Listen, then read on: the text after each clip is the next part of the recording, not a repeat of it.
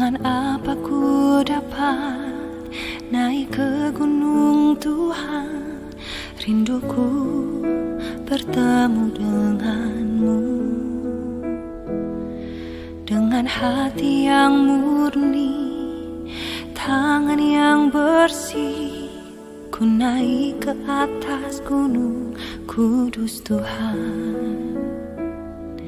Dengan apa ku dapat naik ke gunung Tuhan? Rinduku bertemu denganmu. Dengan hati yang murni, tangan yang bersih, ku naik ke atas gunung kudus Tuhan. Walau gelombang badai menerpaku, kan tetap berdiri tegak memandang wajah-Mu Tuhan. Takkan ku serahkan hidup kepada dunia ini. Setia selesaikan pertandingan.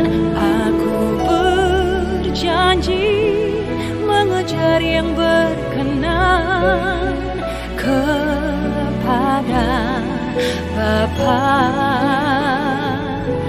Kebenaran,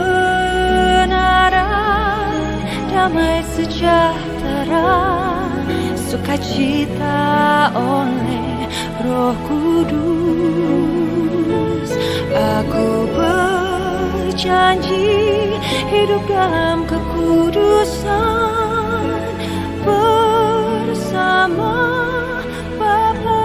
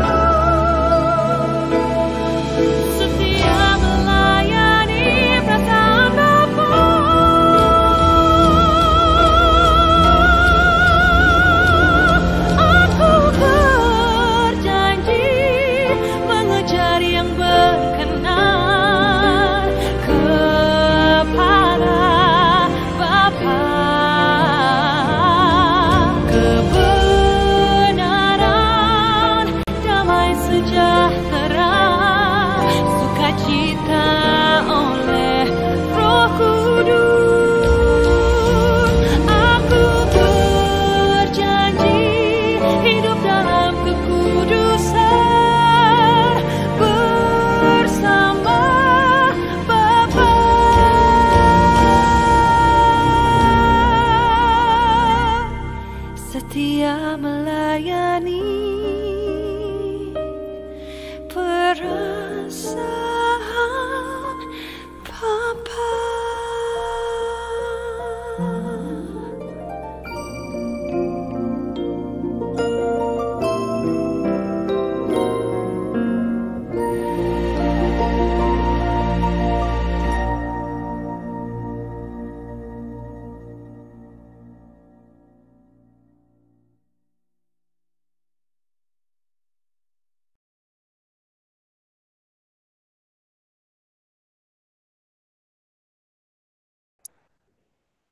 Mari kita berdoa. Bapa, di dalam nama Tuhan Yesus kami mengucap syukur, terima kasih buat siang hari ini.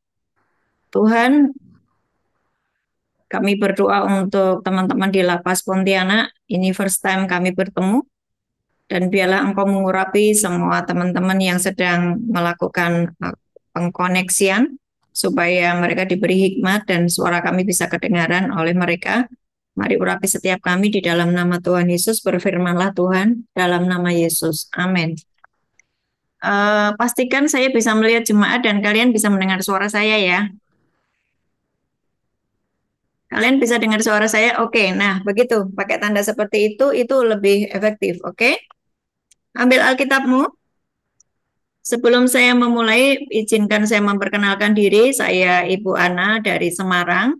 Kami ada di dalam grup Keluarga Kerajaan Surga. Ya, pelayanan kami adalah pendampingan jiwa-jiwa, juga pelayanan di lapas-lapas di seluruh Indonesia. Hampir 20 lebih lapas di Indonesia sudah kita layani dan itu mereka setiap bulan kami layani. Nah, hari ini eh, kalau memang perangkat Zoom-nya memadai, kita akan isi setiap bulan sekali ya. KKS akan mengisi setiap bulan sekali, kita akan kirim makanan, makanan jasmani, dan juga kita akan ajari kebenaran firman Tuhan supaya bapak-bapak semuanya mengalami kemerdekaan di dalam kehidupanmu, ya, mengalami progres, mengalami Tuhan, ya. Nah, ini perkenalan cukup segitu ya. Ini saya Bu Ana, dan nanti akan ada teman-teman yang lain yang akan mengisi di Zoom.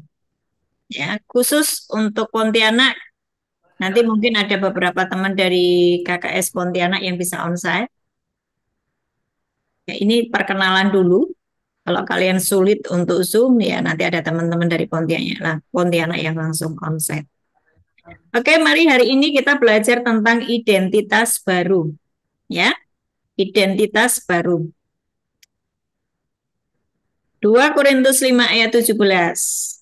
Ya, 2 Korintus 5 ayat 17. Kenapa saya kasih judul identitas baru? Karena banyak anak-anak Tuhan yang sudah terima Yesus sebagai Tuhan dan Juru Selamat, mereka tetap tidak tahu identitasnya. Mereka tidak tahu jati dirinya itu siapa. Ketika mereka tidak tahu jati dirinya siapa, maka mereka hidup ala kadarnya, ya nggak ada tujuan hidup, tidak ada pegangan hidup, tidak ada tuntunan hidup. Nah, tapi kalau engkau ngerti bahwa jati dirimu, identitasmu sebagai ciptaan baru, engkau ngerti itu, maka engkau akan berhati-hati di dalam menjalani kehidupan ini. 2 Korintus 5 ayat 17. Semuanya sudah ketemu?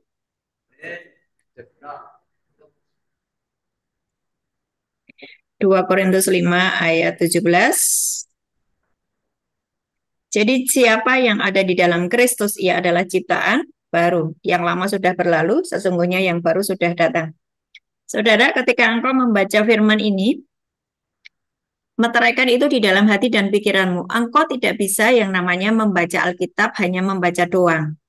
Ya, ketika Rasul Paulus ini di 2 Korintus 5 ini menulis 2 Korintus 5 ayat 17. Jadi siapa yang ada di dalam Kristus, engkau di dalam Kristus, engkau adalah ciptaan yang baru. Yang lama sudah berlalu, sesungguhnya yang baru sudah datang. Yang lama itu apa? Kehidupanmu yang lama. Kehidupanmu yang penuh dengan dosa. Kehidupanmu yang penuh dengan pemberontakan. Kehidupanmu yang penuh jatuh bangun terus di dalam dosa, tobat kumat ya. Kehidupan lamamu, kalau engkau sudah terima Yesus sebagai Tuhan dan Juru Selamat, kehidupan lamamu benar-benar sudah nggak ada. Jadi Tuhan itu mendelete semua dosa dan pelanggaranmu. Ini kebenaran. Ya, ini kebenaran. Menjadi masalah ketika kita tidak mempercayai firman ini sungguh-sungguh. Maksudnya tidak percaya apa? Mereka masih yang namanya dihantui oleh dosa masa lalu. Masih teringat dengan segala macam perbuatan-perbuatan masa lalu. Jadi ada dua kepribadian di dalam dirinya kayak orang yang sakit jiwa, ya. Orang sakit jiwa itu kan di dalam dirinya ada dua kepribadian. Kadang-kadang dia begitu bagus, tiba-tiba dia begitu emosional gitu ya. Nah, saudara, supaya tidak terganggu jiwamu, firman Tuhan di 2 Korintus 5 ayat 17 ini jadikan cetakan di dalam hidupmu. Bahwa memang aku melakukan banyak dosa di masa lalu. Tetapi hari ini kalau aku mengakui dosaku, mengakui pelanggaranku, maka Allah setia dan adil dan dia akan mengampuni dosaku.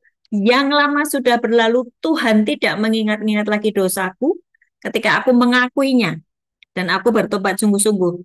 Maka yang lama sudah berlalu, yang baru sudah tiba. Aku adalah manusia baru. Sampai sini, saudara paham? Aku adalah manusia baru. Kalau saudara paham, kasih jempol. Oke, ya. Nah, kalau dia sudah menjadi manusia baru, kenapa mereka jatuh bangun terus di dalam dosa? Betul ya? Ini rata-rata eh, narkoba ya, rata-rata kasus narkoba, betul? Betul? Rata-rata narkoba, betul. Oke. Biasanya yang sudah berada di narkoba di lapas ya kasus narkoba, dia keluar itu dia akan nyari narkoba lagi. Jadi cuman keluar masuk penjara. Mereka akan habiskan waktu mereka bertahun-tahun tinggal di penjara. Kenapa bisa terjadi seperti itu? Karena tidak ada perubahan cara berpikir. Tidak ada apa? Perubahan cara berpikir. Pikiran kita ini seperti komputer, ya. Pikiran kita ini seperti komputer. Itu bisa disetting ulang.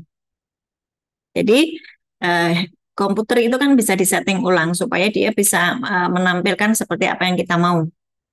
Nah, pikiran kita ini seperti komputer. Jadi kalau kalau kita disetting hmm, yang namanya manusia itu yang enggak ada yang enggak jatuh bangun dalam dosa, enggak ada. Itu settingan pikiran, ya, settingan pikiran. Nah, settingan pikiran kita ini harus diselaraskan dengan firman Tuhan. Firman Tuhan berkata, di dalam Kristus kamu adalah ciptaan yang baru. Yang lama sudah berlalu, yang baru sudah tiba. Coba saudara buka di Roma 6 ayat 11. Roma 6 ayat 11.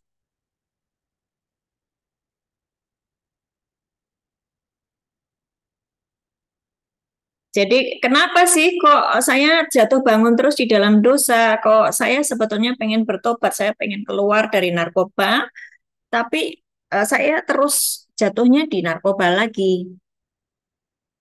Karena belum ada perubahan settingan cara berpikir. Ya, Roma 6 ayat 11. Sudah ketemu? Demikianlah hendaknya kamu memandangnya bahwa kamu telah mati bagi dosa, tapi kamu hidup bagi Allah di dalam Kristus Yesus. Perhatikan ayatnya. Demikianlah hendaknya kamu memandangnya. Cara pandang, cara berpikir, itu harus disetting ulang. Yang belakang-belakang ini bisa dengar saya enggak ya? Bisa dengar saya? Ini ya, ini ilmu kehidupan. Kalau engkau nggak bisa nangkap ya, kalau engkau mengabaikan, hidupmu sia-sia. Jadi ini ilmu dari surga. Pastikan engkau memperhatikannya sungguh-sungguh. Kalau engkau menangkapnya, engkau memakai itu menjadi pola pikirmu, engkau akan hidupnya keren. Engkau akan mengalami perubahan kehidupan, ya. Roma 6 ayat 9, ayat 11, demikianlah hendaknya kamu memandangnya bahwa kamu telah mati bagi dosa, tetapi kamu hidup bagi Allah di dalam Kristus. Engkau harus memiliki cara pandang, engkau harus memiliki cara berpikir, engkau harus dibaharui mindsetmu, cara berpikirmu, disetting ulang. Kalau cara berpikirmu tidak disetting ulang bahwa kamu sudah mati bagi dosa, hidup bagi Allah, kamu tetap bikin dosa. Roma 8 ayat 5 sampai 6. Roma 8 ayat 5 sampai 6.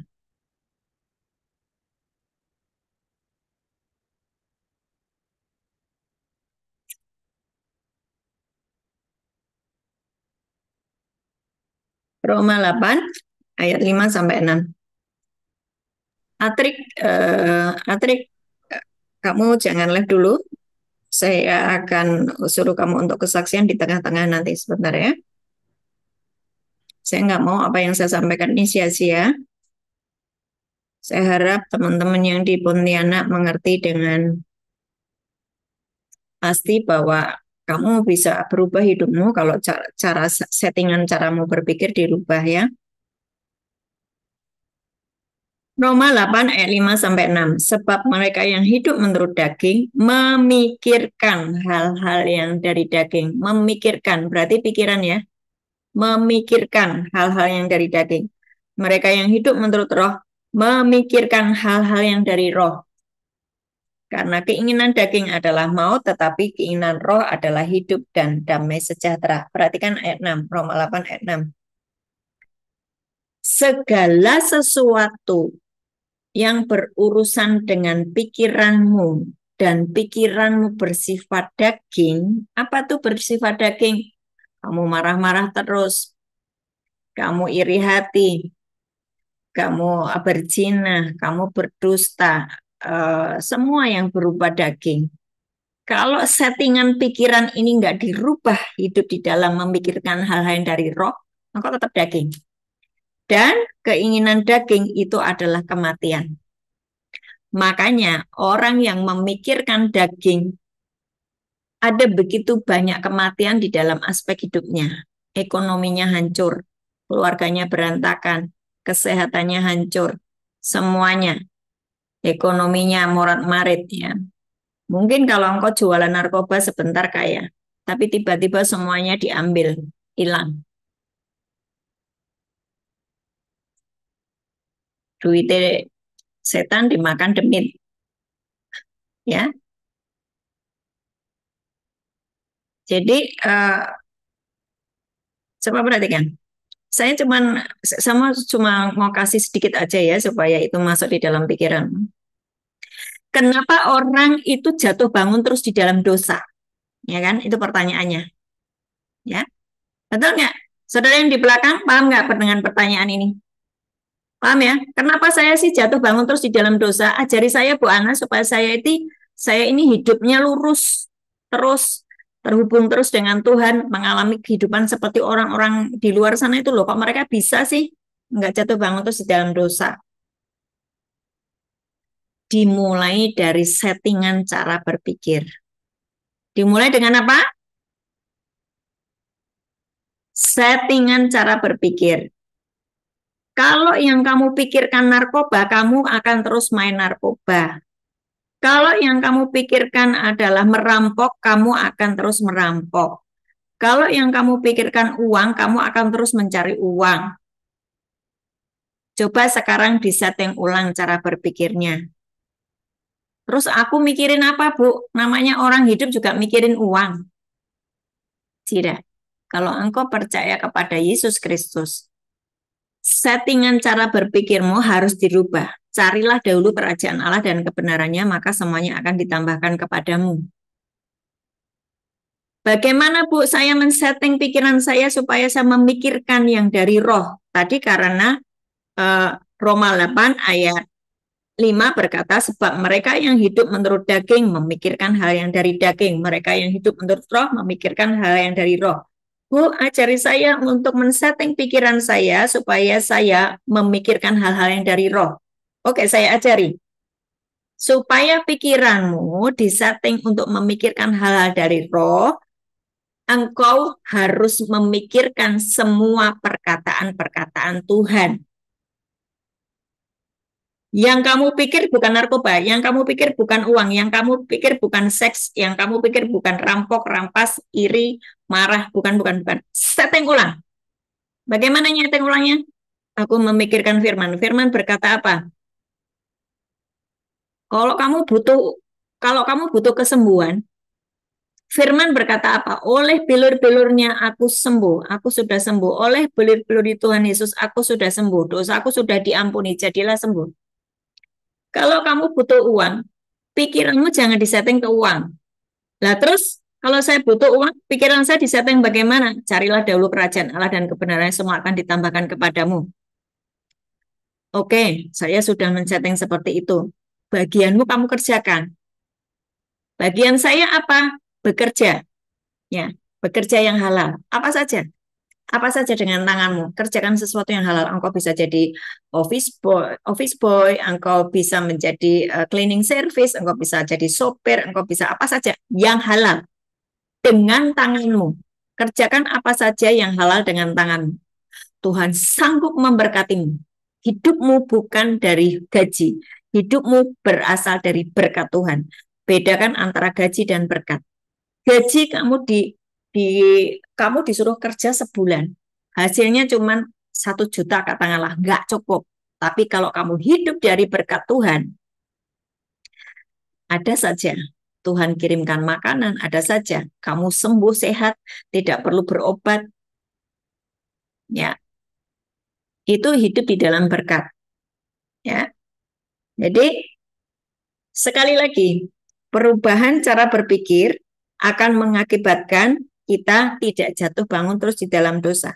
Bagaimana saya memikirkan yang dari roh adalah memikirkan perkataan-perkataan Tuhan. Buka Yohanes 6 ayat 63.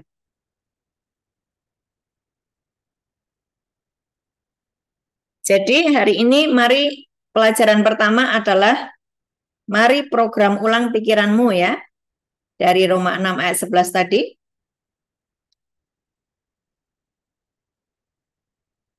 Terus ini Yohanes 6 ayat 63.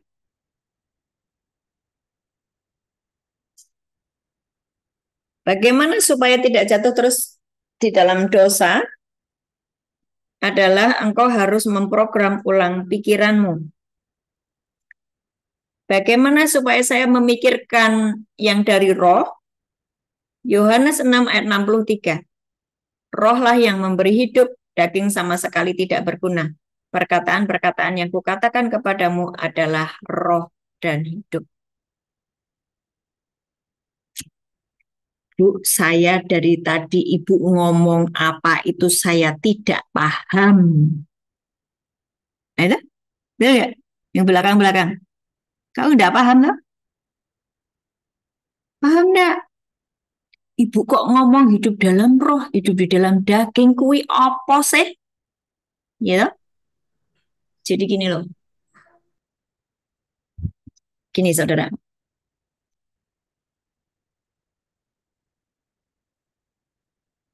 Yang dimaksud hidup di dalam roh. Apa sih roh? Ada tapi tidak kelihatan. Yesus ada tapi tidak kelihatan. Malaikat ada tapi tidak kelihatan. Setan ada tapi tidak kelihatan. Surga ada tapi tidak kelihatan. Neraka ada tapi tidak kelihatan. Itu roh. Oke? Hidup di dalam roh.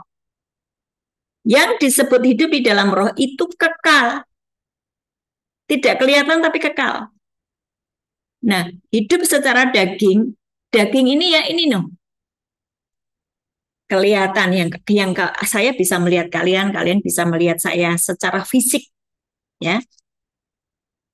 Ya, perbuatan daging, hidup di dalam daging biasanya sangat dipengaruhi oleh panca indera. Ya, perbuatan daging sangat dipengaruhi oleh panca indera. Panca indera itu ada di tubuh. Panca indera ada di tubuh. Manusia terdiri dari tubuh, jiwa, dan roh. Panca inderamu ada di tubuh.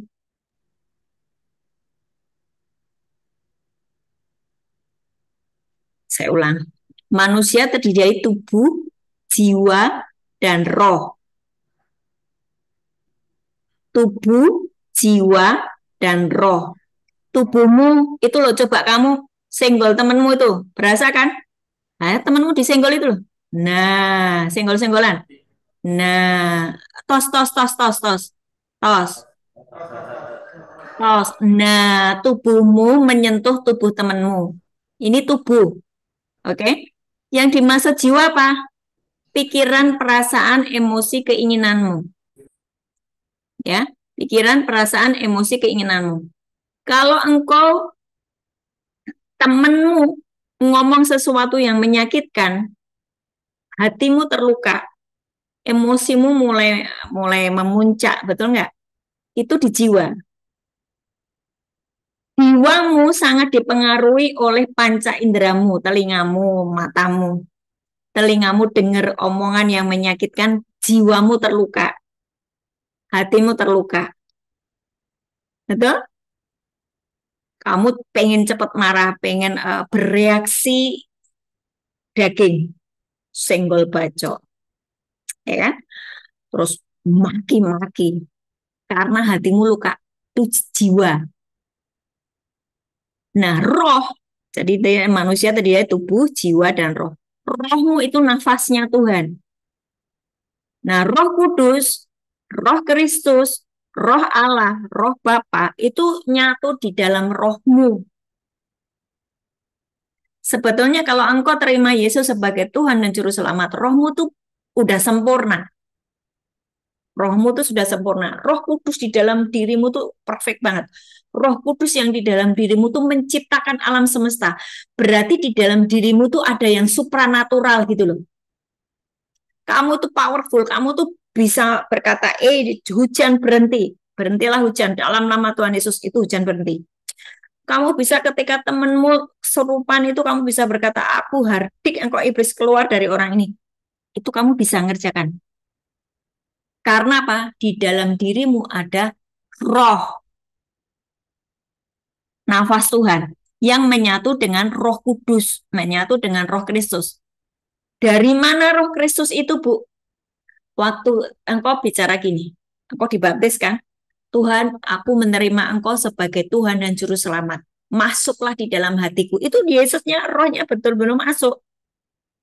Roh Kristusnya benar-benar masuk. Roma 8 ayat 9. Coba dibaca Roma 8 ayat 9.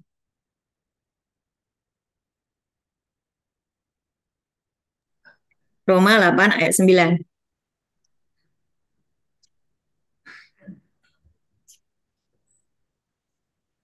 Tetapi Tetapi kamu, kamu tidak hidup dalam daging, melainkan dalam roh. Jika memang roh Allah diam di dalam kamu, tetapi jika orang tidak memiliki roh Kristus, ia bukan milik Kristus. ya toh, ada Roh Kristus. Loh Bu, berarti di dalam diri saya ada Roh Kristus. Ada. Roh Kristusnya di mana? Nyatu dengan rohmu, dengan nafasmu. Makanya sebetulnya orang yang percaya sama Yesus itu powerful. Dia bisa mengerjakan seperti yang Yesus kerjakan. Yesus mengusir setan, kamu juga mengusir setan.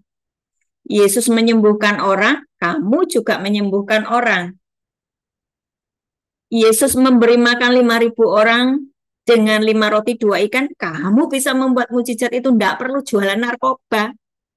Kamu bisa membuat yang namanya dalam nama Tuhan Yesus, beras di dapurku tidak akan habis sampai dengan 1 bulan ini. Minyak nggak akan habis. Semuanya multiplikasi, semuanya bertambah banyak.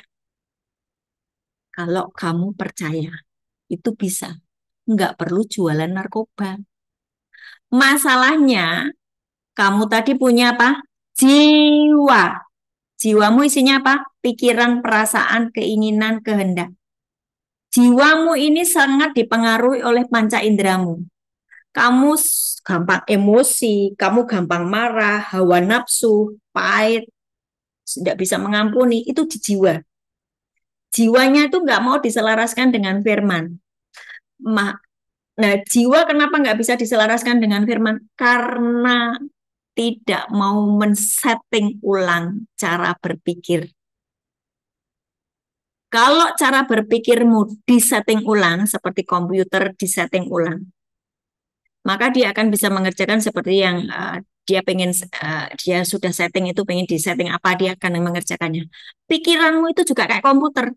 Kalau kamu settingnya dengan marah-marah terus, wah emosi terus, kamu akan marah terus. Kalau settinganmu di sini tuh narkoba, kamu akan narkoba terus. Walaupun kamu di dalam dirimu ada Roh Kristus, ada Roh Kudus.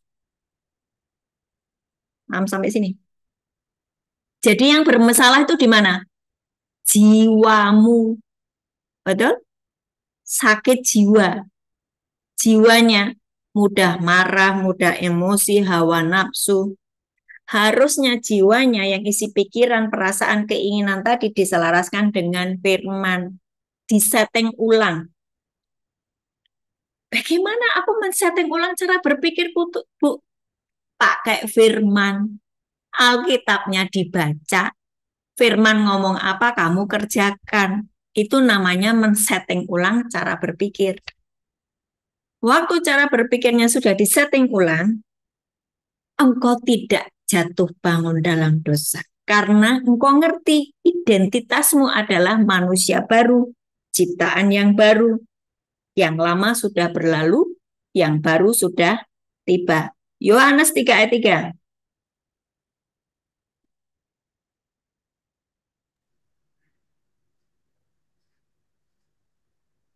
Yohanes 3 ayat 3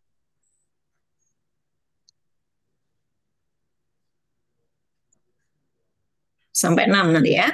Silakan dibaca. Yohanes 3 ayat yang ketiga, Yesus menjawab, katanya, Aku berkata kepadamu, sesungguhnya jika seorang tidak dilahirkan kembali, ia tidak dapat melihat kerajaan Allah.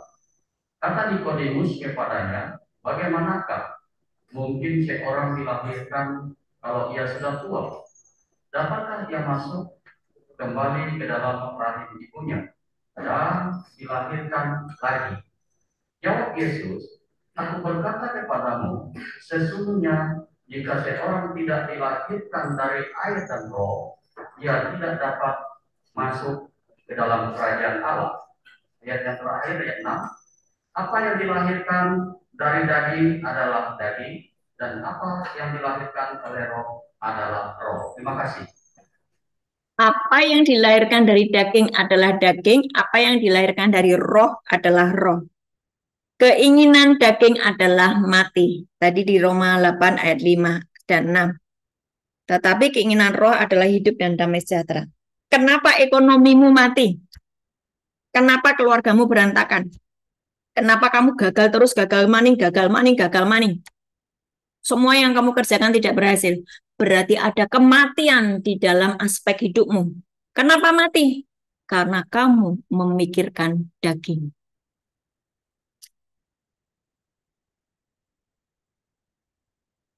Terus bagaimana supaya saya tidak mati, supaya ekonomi saya tidak mati, kesehatan saya tidak mati, keluarga saya nggak berantakan, hidup saya nggak kacau? Bagaimana? Kamu harus memikirkan roh, hidup di dalam roh.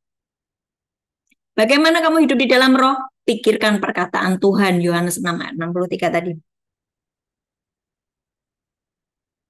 Paulus berkata, di dalam Kristus kamu adalah ciptaan yang baru, yang lama sudah berlalu. Ini jadi cara berpikir. Kalau aku dulu jualan narkoba, kalau aku ciptaan baru, berarti aku tidak lagi jualan narkoba. Terus aku jualan apa? Jualan es. Jualan apa? Jualan di pasar, jualan apa saja. Kamu punya kebun, petik itu kebunnya. Nanam apa saja. Biji itu kan murah tuh. Kamu tabur, kamu tanam. Ya, jualan di pasar. Oh, tapi sudah ada yang banyak yang jualan. Nggak laku itu kan paling hasilnya cuma 1.000, 2.000. Hey, 1.000, 2.000.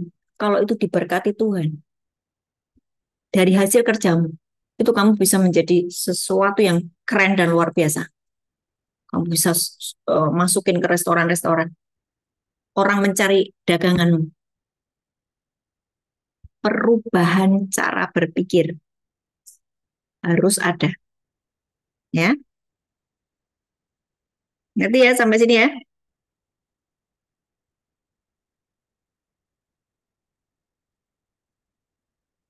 Ngerti apa bingung? Ngerti? Ngerti nggak?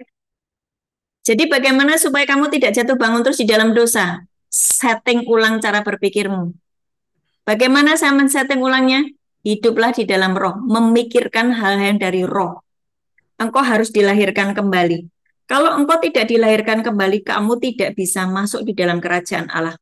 Weh, enak saja Bu, saya percaya sama Yesus, maka saya mati masuk surga. Siapa yang bilang? Kok kamu tidak dilahirkan kembali dari air dan roh? Itu kan yang ayat 6 tadi ya. Apa yang dilahirkan dari air? Dari daging. Apa yang dilahirkan dari roh? Roh. Ayat 5, aku berkata kepadamu sesungguhnya jika seorang tidak dilahirkan dari air dan roh, ia tidak dapat masuk ke dalam kerajaan Allah. Apa maksudnya dilahirkan dari air dan roh? Kamu dibaptis, masuk ke dalam air. Waktu kamu baptis masuk ke dalam air, surga terbuka. Roh Allah turun ke atasmu. Kamu mulai dipimpin oleh Roh Kudus di dalam dirimu. Ya? Terus dilahirkan dari air dan roh. Roh Kudus menuntun hidupmu. Firman Tuhan itu juga seperti air. Karena dibilang di Yohanes 15 ayat 3, kamu memang sudah bersih oleh karena firman yang aku katakan. Artinya firman itu adalah membersihkan seperti air. Yesus berkata, kalau engkau percaya kepadaku, dari dalam dirimu akan mengalir aliran-aliran air kehidupan. Air. Nah, Yohanes 1 ayat 1 berkata, pada mulanya adalah firman, firman itu bersama dengan Allah, dan firman itu adalah Allah. Kenapa saya harus dituntun oleh firman? Karena firman itu adalah Allah. Kenapa saya harus membaca Alkitab? Karena firman itu adalah Allah. Kenapa saya harus memperhatikan perkataan-perkataan Yesus? Karena perkataan Yesus itu adalah roh dan hidup. Ketika pikiranmu disetting ulang, selaras dengan firman Tuhan, seluruh aspek dalam hidupmu akan hidup. Engkau tidak lagi keluar masuk penjara, habiskan waktumu sia-sia di penjara, nggak ngerjakan apapun untuk kerajaan Allah, nggak ngerjain apapun untuk keluargamu. Capek. Rubah settingan pikiran. Atrik, silakan kesaksian 5 menit. Iya, halo teman-teman semua. Ya. Ya, kenalin ya, nama saya Atrik. Itu apa? Saya ini sama kayak teman-teman, orang-orang yang berharga, anak-anak Allah, orang yang dikasihi oleh Tuhan ya, orang yang udah ditebus dengan darah yang mahal, dengan pengorbanan Kristus ya. Saya pernah menjalani juga sama seperti teman-teman terakhir saya jalanin itu di lapas Kembang Kuning, Nusa Kambangan.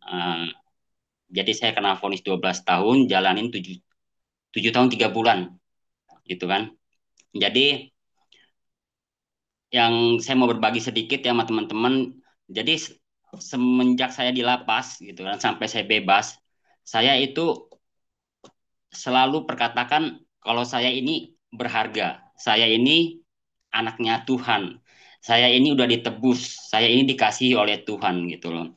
Jadi kebenaran itu saya bawa sampai saya bebas sampai sekarang ini juga saya bawa gitu kan ya. Jadi itu benar-benar kebenaran ya, karena kita berharga, kita ditebus, itu semua ada di dalam firman Tuhan. Itu semua dikatakan oleh firman Tuhan gitu. Jadi benar kata apa yang diajarin oleh Bu Ana gitu loh. Jadi kita harus merubah cara pikir kita gitu. Dunia bilang kita apa, napi, warga binaan gitu. Tetapi itu identitas dunia. Yang penting itu identitas di dalam Tuhan. Itu yang paling kebenaran yang akan memerdekakan kita gitu loh. Dan saya itu eh, mau berbagi kalau itu pegang terus deh identitas kita di dalam Tuhan gitu loh. Kalau siapa kita di dalam Kristus, kita itu kebenaran Allah dalam Kristus gitu. Karena itu yang akan diserang terus oleh iblis. Beneran, itu terus yang akan diserang oleh iblis. Jadi contoh ya, contoh waktu saya bebas, eh, saya harus ngerawat mama saya kan 3 bulan gitu kan. 3 bulan akhirnya mama saya meninggal. Saya nggak punya kesempatan panjang gitu loh eh, buat buat ngerawat mama gitu kan. Buat hidup lagi apa coba ngebahagiain mama saya gitu. Padahal doa saya sama Tuhan, Tuhan kasih saya kesempatan dong untuk bahagiain mama saya gitu kan. Tapi saya cuma dikasih 3 bulan untuk merawat mama saya gitu loh. Nah, intimidasi itu akan masuk nih dalam proses-proses kayak begini. Tuhan pasti apa iblis bakal ngomong kayak begini nih. Kalau lu anak Allah, kenapa mama lu nggak sembuh dia gitu kan. Tapi kita harus lawan dengan perkataan firman Tuhan gitu loh. Rancangan Tuhan ada rancangan damai sejahtera ya kan. Bukan rancangan kecelakaan ya kan. Hari depan yang penuh dengan harapan. Kalau Tuhan bekerja dalam segala sesuatu untuk mendatangkan kebaikan bagi orang-orang yang mengasihi Dia gitu. Jadi kalau saya enggak selaraskan dengan janji Tuhan, dengan firman Tuhan, saya pasti kecewa dan saya pasti akan ninggalin Tuhan gitu loh. Itu yang saya tahu dan saya bersyukur sama Tuhan kalau eh, kasih karunia itu Tuhan itu luar biasa banget gitu loh. Makanya kita harus selarasin sama firman Tuhan gitu. Contoh lagi satu ya, saya kasih contoh satu lagi. Eh, waktu di dalam lapas, saya itu udah nggak berpikir. Saya itu udah nggak bilang kalau saya masuk lapas saya diizinin sama Tuhan. Enggak sama sekali. Mungkin untuk beberapa kasus kalau memang yang nggak melakukan kesalahan mungkin beda gitu kan ya. Tuhan itu bilang sama saya, "Eh, kalau kamu jadi orang tua, Trik, mau nggak anak kamu masuk penjara? Nggak bakal mau gitu loh. Saya bilang nggak bakal mau Tuhan gitu kan. Nah, begitu juga Bapak gitu loh. Bapak mana yang mau anaknya masuk penjara gitu kan. Dan Tuhan bilang, karena kamu main narkoba, Tuhan tahu gitu loh. Kamu bakal masuk penjara. Tapi dari kejadian itu, kasih karunia Tuhan itu bisa ngerubah hidup kita. Di anugerah Tuhan itu bisa berlimpah buat kita bisa berubah, bisa kita cari kebenaran gitu loh. Jadi saya udah berubah pola pikir saya gitu loh. Kalau saya nggak masuk penjara karena diizinin Tuhan, jadi kayaknya murah sekali gitu loh kasih karunia Tuhan. Kalau kita ini masuk penjara, Tuhan yang izinin. Padahal firmannya bilang kan kalau setiap orang dicobai oleh keinginan sendiri, diseret sama dipikat gitu kan. Jadi itulah salah satu pola pikir saya yang udah berubah gitu loh. Dan Tuhan kasih tahu ke kita gitu loh. Dan teman-teman percaya ada di dalam kita itu ada Roh Kudus. Benar ya kata Ibu Ana ajarkan gitu. Ketika terima Tuhan Yesus kita itu ada Roh Kudus di dalam kita. Dan Roh Kudus itu benar-benar anugerah yang luar biasa gitu loh. Dan Roh Kudus ini sekarang lagi pengen ngomong apa yang Tuhan ngomong nih. Karena kan Roh Kudus akan bicara apa yang disampaikan, didengar dari Yesus gitu kan ya. Dan saat ini Tuhan Yesus itu lagi pengen banget kita ngomong ngomong sama kita lewat Roh Kudus gitu. Jadi terus terus cari perkenanan Tuhan, terus baca firman, pasti ada kemerdekaan lah dalam hidup kita. Sekalipun ini belum terasa, sekali belum terasa, dua kali belum terasa, cuman jangan pernah menyerah gitu loh. Kasih karunia Tuhan itu melimpah buat kita semua. Salam teman-teman ya, saya juga orang Kalimantan Barat sih, tapi saya di Sambas gitu. Saya orang Sambas, jadi Atrik, kita, ya. Atrik, bagaimana caranya kamu pada waktu itu untuk tidak jatuh bangun terus di dalam dosa? Caranya, kasih tahu. Caranya ya, jadi yang saya tahu karena identitas saya gitu loh.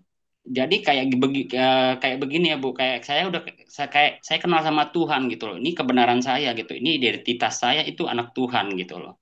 Jadi kayak teman-teman kalau punya punya teman yang sahabat yang teman-teman hargain gitu kan ya. Terus ada ajakan untuk ngejahatin sahabat teman gitu, sahabatnya teman situ gitu kan, nggak mau gitu, saya udah kenal sama dia orangnya baik apa segala macem gitu kan. Jadi bukan karena hukum Taurat lagi, bukan karena jangan menyakiti jangan apa gitu kan, tapi karena saya udah kenal sama Tuhan gitu loh Bu. Jadi enggak, saya anak Allah gitu loh, saya anak Tuhan kok saya begitu lagi gitu kan ya. Enggak mau, saya Tuhan udah begitu baik sama saya gitu loh. Pola pikir kita itu harus dirubah gitu,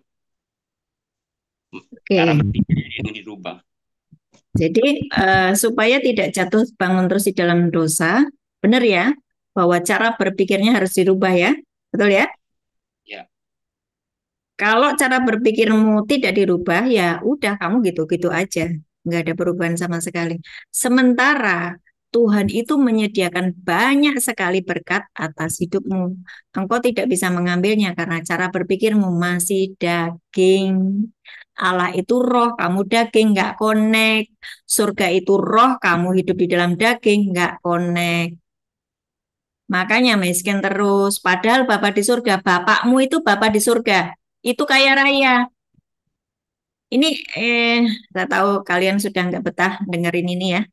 Coba dibuka Yohanes 1 ayat 12. Bentar lagi kita selesai.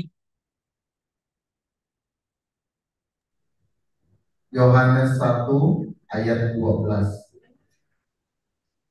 Tetapi semua orang yang menerimanya diberinya kuasa supaya menjadi anak-anak Allah, yaitu mereka yang percaya dalam namanya. Oke. Sekarang katakan bersama-sama, aku adalah anak Allah. Ayo ngomong yang keras. Aku adalah anak Allah. Sekali lagi, aku adalah anak Allah. Nah, kalau kamu disebut anak Allah karena kamu percaya sama Yesus itu Yohanes 1 ayat 12. Kamu percaya sama Yesus, maka kamu disebut anak Allah. Berarti bapakmu adalah Allah, ya kan? Kalau Allah itu Maha Pengasih, Dia mengampuni, Dia kaya raya, Dia pemilik semuanya, kamu anaknya. Harusnya kamu kaya toh? Saya kaya toh? Jadi berkati toh? Tapi kenapa saya kok jadi seperti anak yatim piatu? Kamu tidak kenal bapakmu, tidak terkoneksi dengan bapakmu di surga, nggak kenal, tidak tahu jati dirimu sebagai anak Allah. Iblis akan terus mengatakan, enggak, kamu itu bukan anak Allah. Anak Allah itu Bu Pendeta, Pak Pendeta yang melayani di gereja gitu. Nah, ini harus ada perubahan cara berpikir selaraskan dengan firman Tuhan. Ayat terakhir, Yohanes 8 ayat 32.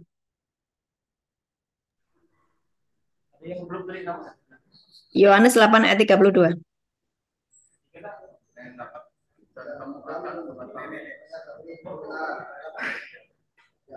Yohanes 8 ayat yang ke-32, dan kamu akan mengetahui kebenaran, dan kebenaran itu akan memerdekakan kamu. Terima kasih. Amin. Dan Amin. kamu akan mengetahui kebenaran. Apa itu kebenaran? Firman Tuhan adalah kebenaran. Apa itu kebenaran? Yesus berkata, akulah jalan, kebenaran, dan hidup. Siapa Yesus? Yesus itu firman, Yohanes 1 ayat 1. Kamu mengetahui kebenaran dan kebenaran itu akan memerdekakan hidupmu. Jika kau terus belajar kebenaran firman Tuhan, cara berpikirmu dirubah sesuai firman Tuhan, engkau akan mengetahui kebenaran dan kebenaran itu akan memerdekakan hidupmu.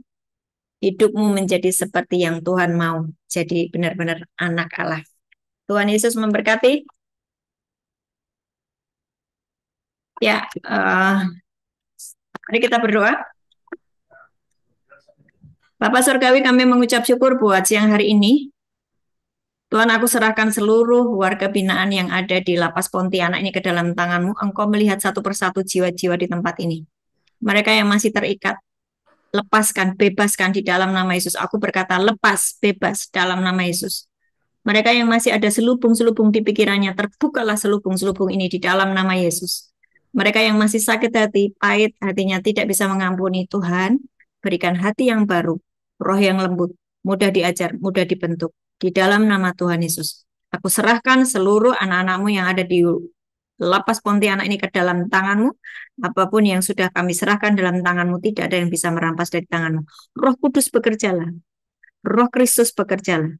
Firman Tuhan terangi mata hati mereka, buka mata hati mereka, buat mereka mengerti kebenaran firman Tuhan, dan sejak hari ini mereka diubahkan benar-benar menjadi anak Allah di dalam nama Tuhan Yesus. Amin.